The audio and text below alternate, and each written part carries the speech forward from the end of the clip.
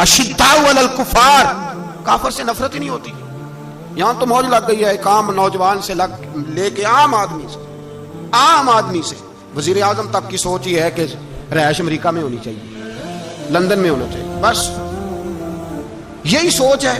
अब तो अल्लाह तबारक व तआला माफ करे जिसके पास पासपोर्ट है लंदन का, यूरोप का, वो समझता पता नहीं मैं कौन सी बला हूं। छोड़ो, किस चक्कर में पड़ गए हो, किस तरफ निकल गए हो। सदर साहब अमेरिका के सदर के साथ फोटो खिंचाते हैं तो वो 2 फुट ऊंचा हो जाते हैं। बस करो यार, ये कमजोर लोगों की अलामत है, कमजोर लोगों की।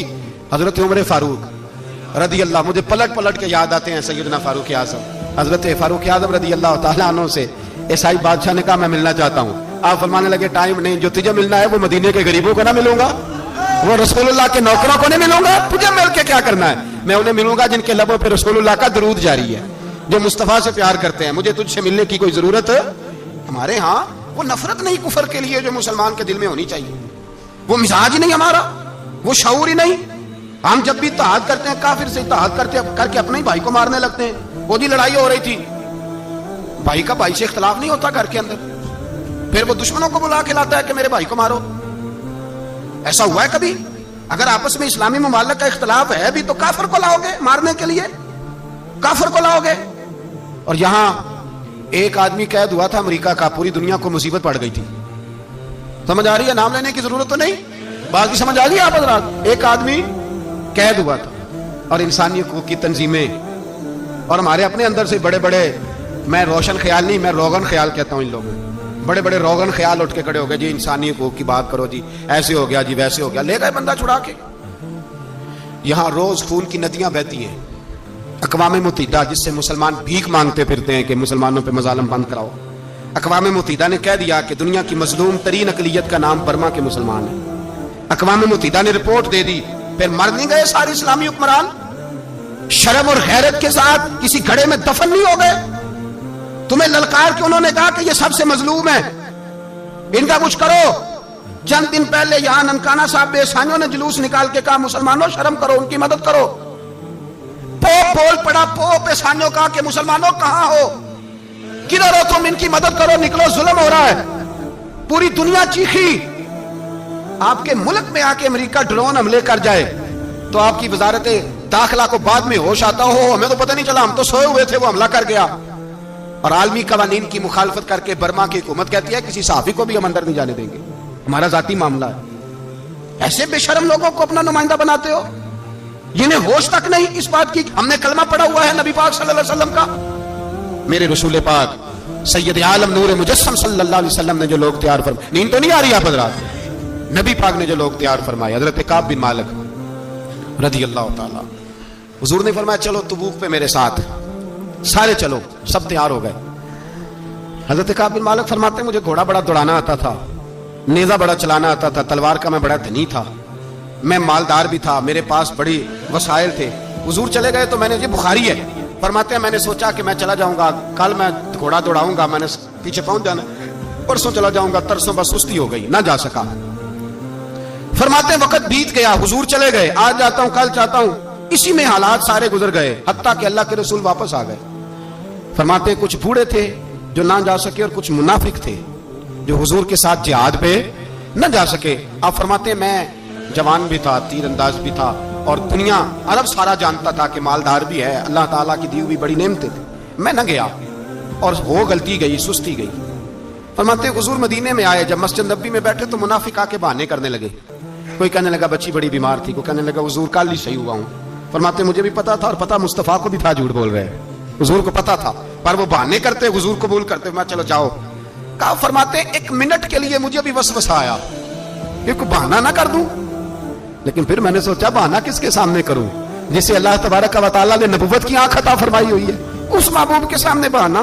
उस ख्याल आया मुसलमान नेक बद पहचान जाते हैं, मोहम्मद आदमी के दिल की बातें जान जाते हैं, किधर बहाना करूं, हुजूर को तो सारा पता है। फरमाते में गया, हुजूर ने पूछा क्यों नहीं आए, और पूछा भी मुस्कुरा के, क्यों नहीं आया, मुस्कुरा के पूछा।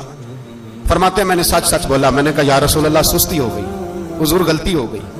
जो बहाने लगा रहे थे उनको आजादी मिल गई, और मकतब इश्क का दस्तूर निराला देखा, उसको छुट्टी न मिली जिसने सबक याद किया। فرماتے ہیں ان کو چھٹی مل گئی. میں نے کہا حضور غلطی ہو گئی. تو نبی پاک نے فرمایا اس سے کوئی بندہ کلام نہ کرے, خبردار میرے ساتھ بھی گفتگو نہ کرنا. حضرت کعب بن مالک فرماتے ہیں میرا چچا زاد بھائی, خالہ زاد بھائی سارے رہتے تھے. میں کسی کو سلام لیتا تو کوئی جواب بھی نہیں دیتا تھا. فرماتے ہیں میں مسجد میں نماز پڑھنے آتا, پر صحابہ کرام کو حضور نے منع کر دیا تو مدینے کی گلیاں بھی ناآشنا ہو گئی. فرماتے ہیں مجھے یوں لگتا تھا کہ مدینے کے در و دیوار بھی مجھ سے کلام نہیں کرتے. میں وہاں دعا منگیا کرو سنگیو کتے مرشد نہ رس جاوے, اے جنہاں دے پیر رس جاندے او جیوندے ہی مرے رہندے. کہا اس طرح لگا کہ جیسے حالات بگڑ گئے سارے میرے حق میں. آپ فرماتے ہیں میں مسجد میں آ کے بیٹھتا تو جب مجھے پتا تھا میں جب آنکھیں ادھر کرتا تو حضور مجھے دیکھتے, اور جب میں نبی پاک کو دیکھتا تو حضور چہرہ پھیر لیتے. بول پڑے خواجہ غلام فرید صاحب, کہنے لگے میں ویکھاں تے میرا یار نہ ویکھے, جے میں نام ویکھاں تے او ویکھے.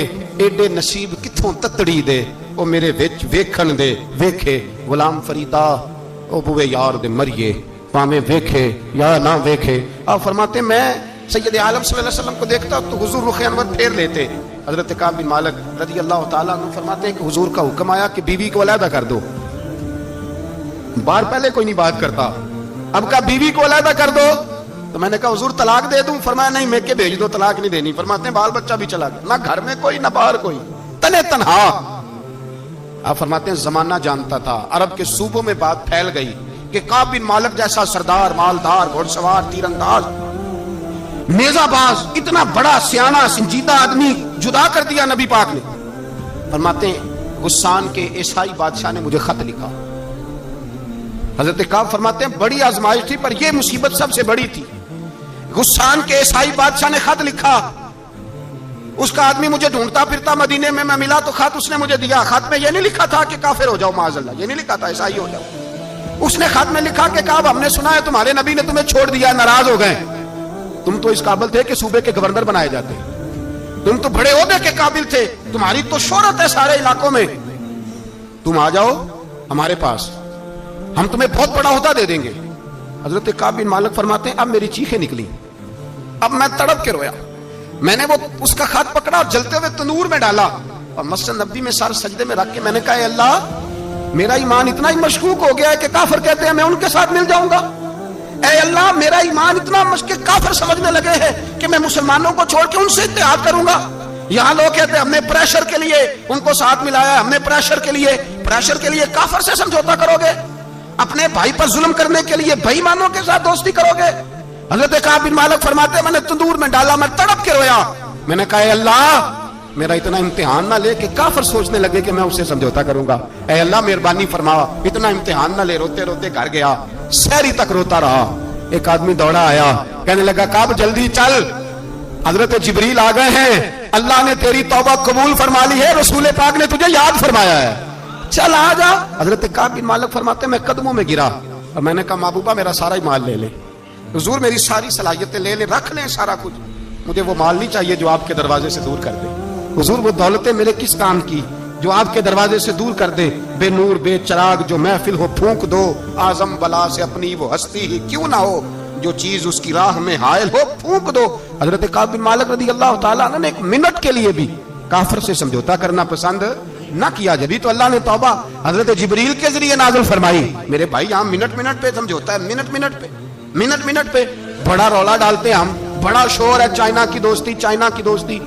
چائنا جیسے کہے برما کی حکومت ویسے کرتی ہے, اس کا اثر اور رسوخ ہے ان کا. آپ نے کیوں نہیں ان سے کہا کہ ان کو منع کریں؟